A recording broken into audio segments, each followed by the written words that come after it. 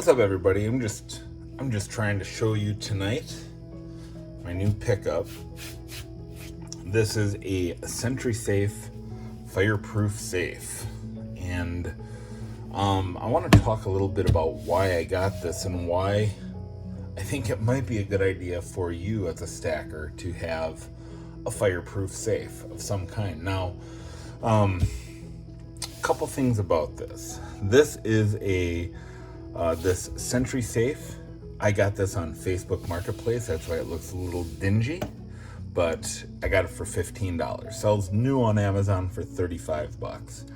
It is 6.3 inches deep by 14.25 inches. 14.25 inches by 13 inches. I believe that's the inside measurements. So, and this is good for 1,550 degrees Fahrenheit for up to a half hour.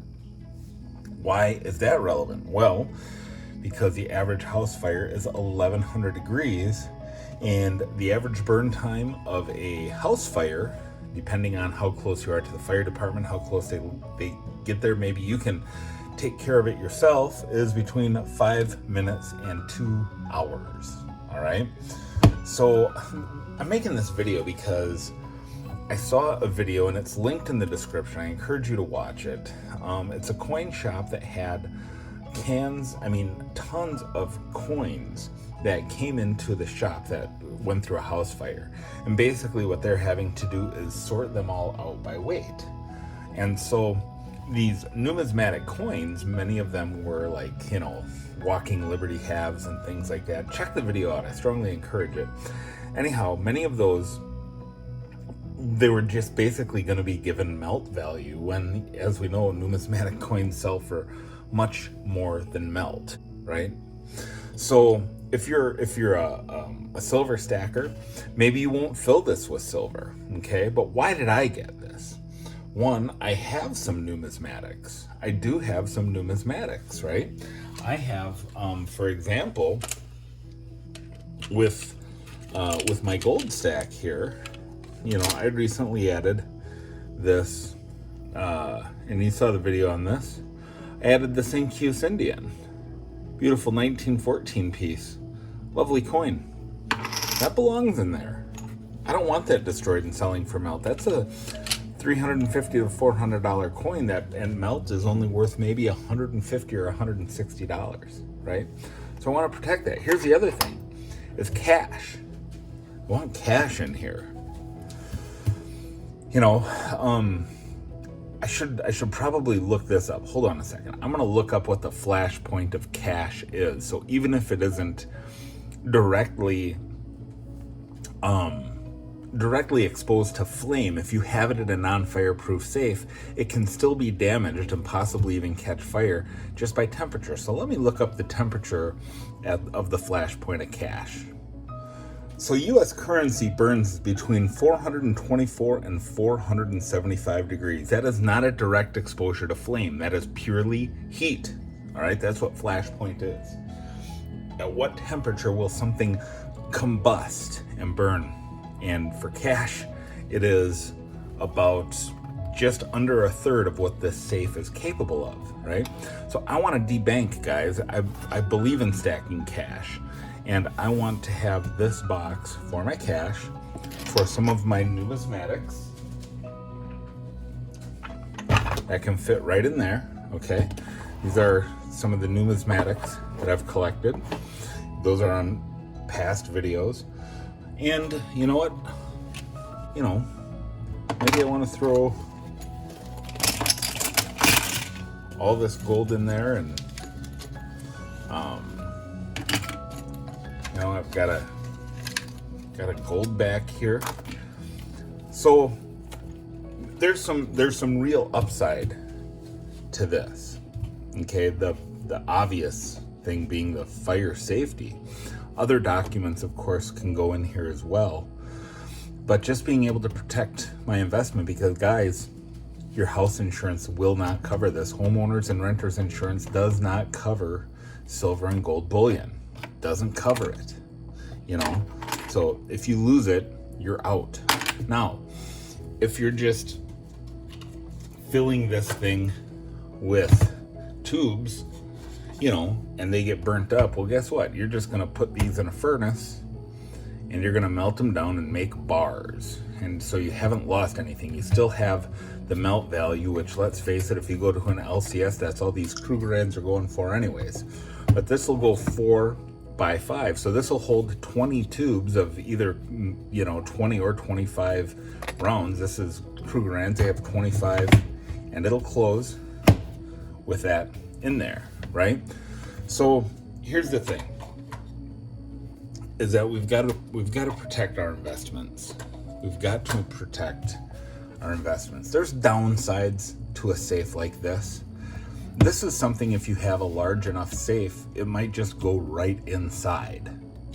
But what if you don't? What if you have just like a small, Harbor Freight, there's a lot of little safes out there that, sadly, there's a ton of videos out there about how easy they are to break into.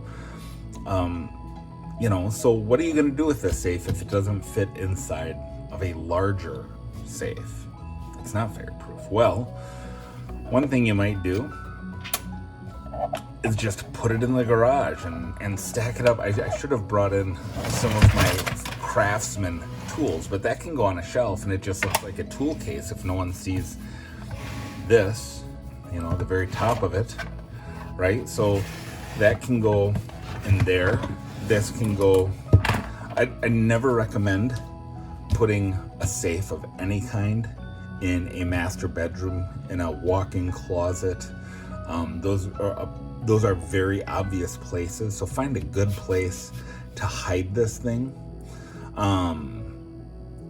So the other obvious downside to this is that its portability. One, if you're escaping a house fire, you can quickly take it with you, right? You can just grab and go, right? You don't have to pop a combination, unless, of course, you have this in a bigger safe. You pop the combination, you're out, right?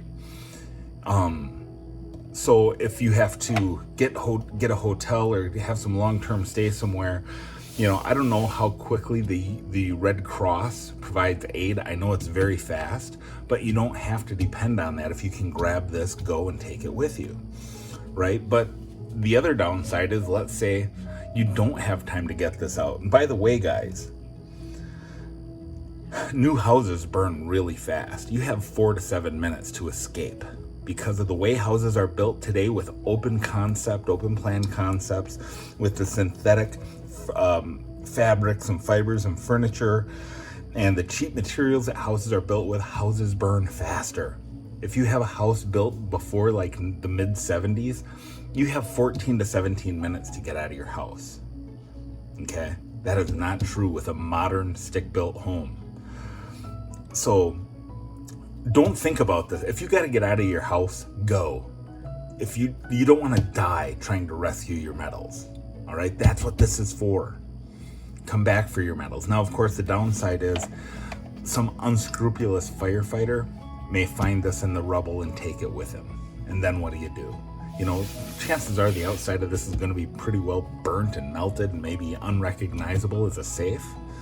But you never know. You never know. So there's ups and downs to everything. But I think the main thing here is to remember that no insurance company is going to protect your precious metals. You are responsible to protect your precious metals. And I'm not comfortable having any kind of third-party interference. I'm not using a safe deposit box. I'm not using any kind of vaulting company. I want all my metals on hand. If you don't hold it, you don't own it. I firmly believe that. But at the same time, there's risk you're assuming in doing that, and we have to mitigate those risks. And this is just one small thing I'm doing to mitigate that risk. I think that for $35, this is the minimum you should be doing. So, like I said, I'm going to be filling this with cash. And when I say filling, it's going to be full of $1 bills if I'm going to fill this. But I want to have cash on hand. I want to be unbanked. And so this allows me to safely keep my money, my cash at home and accessible. Okay. In case, you look at like Libya. where they just shut banking down, or Turkey, you know, all of a sudden you have no access to your cash. Well, if no one else has cash except for you, well, that puts you in a pretty good position. Is that going to happen here? I doubt it. I don't know, you know, but the bottom line is that you want to be protecting what's yours.